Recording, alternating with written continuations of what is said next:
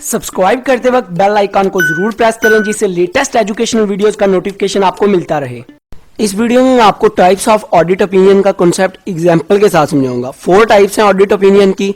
सबसे पहली है अनक्वालिफाइड ओपिनियन, जिसको हम अनमोडिफाइड ओपिनियन भी बोलते हैं। सेकंड पे आ जाती है क्वालिफाइड ओपिनियन, थर्ड पे आ जाती है एडवर्स और फोर्थ पे आ जाती है डिस्क्लेमर ओपिनियन।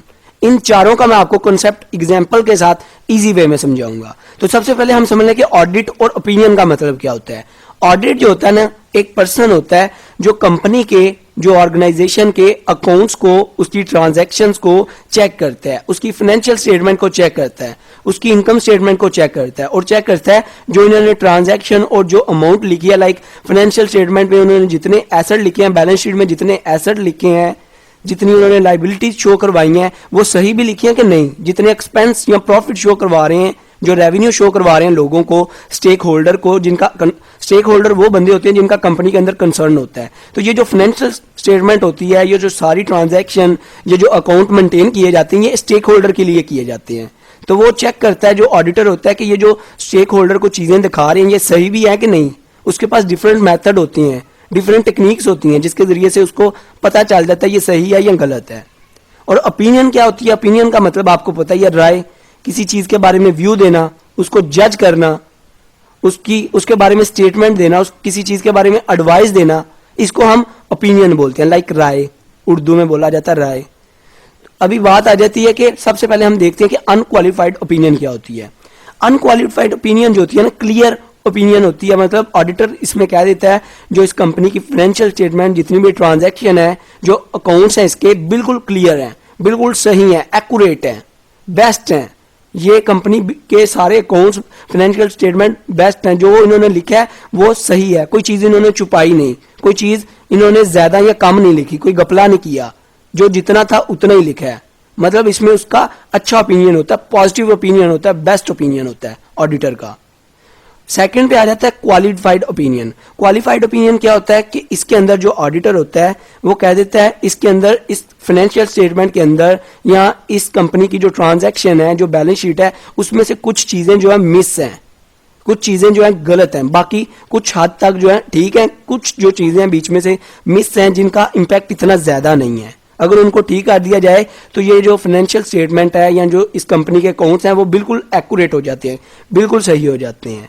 इसमें जो होता है थोड़ा नेगेटिव आ जाता है, लाइक बिल्कुल सही नहीं है, थोड़े से घपला है, थोड़ा सा ऊपर नीचे हो गया, थोड़ी सी खराबी है, थोड़ी सी मिस स्टेटमेंट है, थोड़ी सी मिस्टेक्स हैं। तो इसको अगर खत्म कर दिया जाए तो ये जो फाइनेंशियल स्टेटमेंट है, ये जो इसकी ट्रांजैक्शन है, ये जो इसके अकाउंट्स हैं वो ठीक हो जाएंगे बिल्कुल। तो इसके अंदर ऑडिटर ये ओपिनियन देता है।